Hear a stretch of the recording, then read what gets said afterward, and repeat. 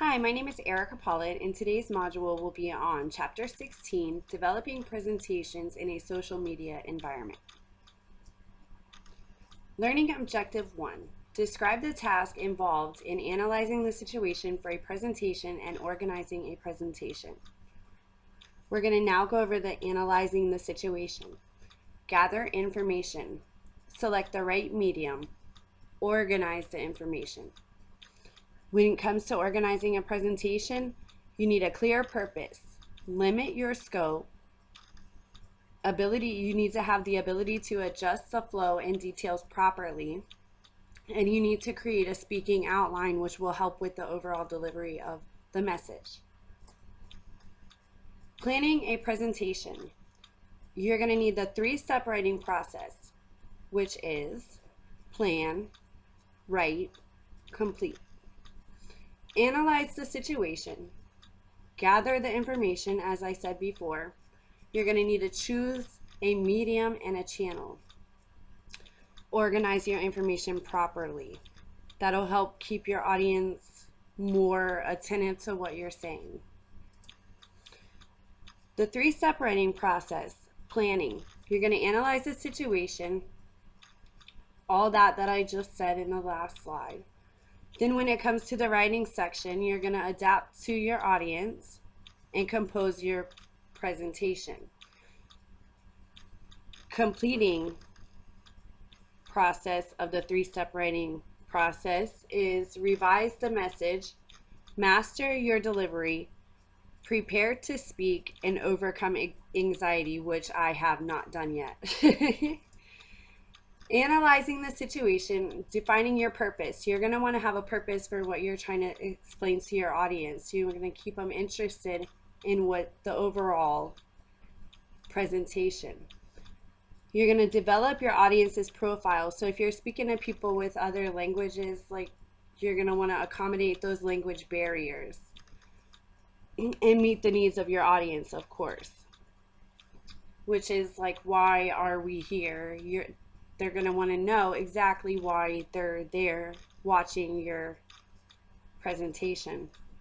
You're going to plan for various audience mindsets. Some people are going to be supportive. Some people are going to be interested but neutral. Some are going to be uninterested. Some will be worried, and some may even be hostile. Communicating across cultures. Speak slowly and distinctly.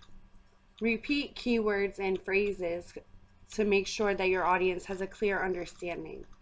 Aim for clarity. Communicate with body language. Support your spoken message with visuals. In-person presentation seating.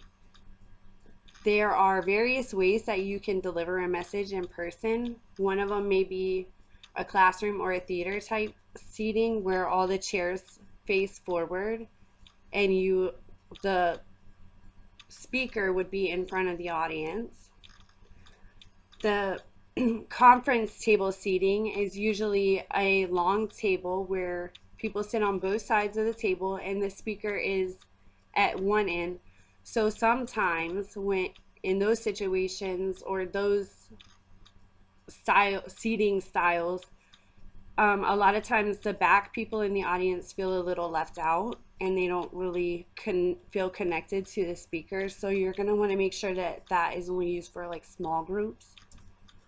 The U-shaped seating, it improves conferences, allowing the speaker to interact with the audience. So that would be something good you may want to use for if you have the language barrier as we spoke of before. The cafe seating is great if you want to get your audience involved in what you're doing. Best for small groups. Analyzing audiences for business presentations. You're going to estimate how many people are going to be there. Is it going to be an online or in-person venue? Identify what they have in common and how they differ. Analyze the mix of organizational position, professions, language fluencies, and other demographic factors that could influence your content and delivery choices. Analyze your audience for business presentations. So you're going to predict the audience's probable reaction. So analyze why audience members are attending the presentation. Determine their general attitude, as we spoke before, as some may be interested in hearing your speech. Find out what kind of supporting information will help the audience, and consider whether the audience has any biases that might work against you. To gauge the audience's experience. Not everyone has the same knowledge and not everyone has the same understanding when you speak in terms of certain positions. Like a mechanic is not going to have the same vocabulary as a lawyer. So you're going to want to change up the vocabulary to see who's in your audience so you can accommodate their knowledge on the topic. Choose best media and channels. Presentation software, online meeting software, live to webcast, screencast, and webinars, which is a Twitter real-time conversation that's getting very popular nowadays. You're going to organize a presentation. There are two ways, the linear and non-linear. The linear is outlined like a message, consistent fixed path from start to finish, most useful for speeches, technical and financial presentations, and other messages to convey point by point. The non-linear is a move back and forth between topics up and down in levels of detail, useful when showing complicated relationships. Organizing a presentation, this is a continued slide. You're going to define your main idea, and it's going to be a one-sentence summary that's going to link your subject and purpose to your audience's frame of reference. You're going to limit your scope, ensure that your presentation fits the allotted time, respect the audience's time and attention, and choose your approach. Prepare your outline. Learning objective 2, explaining how to adapt your audience and develop an effective opening, body, and close for presentations. Adapting to your audience, presentation introduction, arousing audience interest, building your credibility, and previewing your message. The presentation body, you're going to want to connect your ideas and hold your audience's attention.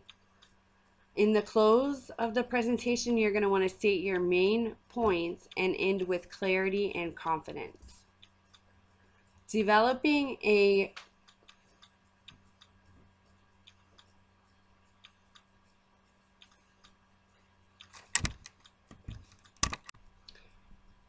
so adapting to your audience, things that you're going to want to consider are your audience size, your budget, your purpose, and the time you have available for speaking. The presentation introduction, arouse the audience interest. What I mean by that is like tell a story, pass around product samples, ask a question, or use humor. Use something to grab your audience's attention. During your introduction, you're going to build your credibility, which is very, very important because your audience is going to want to know what you know about a specific topic. And I have a slide for that. Presentation introductions, previewing your message. So you're going to want to summarize the main idea of your presentation. Indicate the order in which your points are developed. That's very important. During the body, you're going to connect your ideas. And like I said, hold your audience's attention by using different humor or whatever. Restating your main points. Summarize your key ideas. Highlighting key ideas will leave the audience with your message in their mind. So when the message is over, they're going to think about what you said during your message. End with clarity and confidence. Delivering a presentation, practice your delivery, prepare to speak, and overcome anxiety. Handle questions responsibly. You're not going to want to memorize the speech because sometimes you can mess up on your words and stuff. So keep handy some notes that you have readily available. Policy statements and legal documents usually are read in full.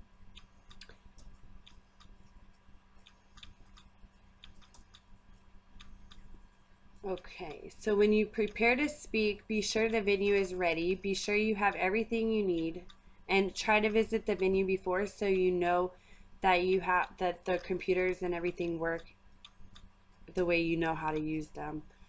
Overcome anxiety again. Still trying to do that. Handling questions responsibly. Anticipate likely questions and make sure that your answers are thoroughly thought out. Embrace the back channel. Integrate social media into the presentation process. Monitor and ask for frequent feedback so you can improve your message as needed. Giving presentations online, considering sending preview study material ahead of time. That way that people actually know what they're coming to learn or be presented with during your presentation. And the question is going to be, as a speaker, what can you do to appear more confident to your audience?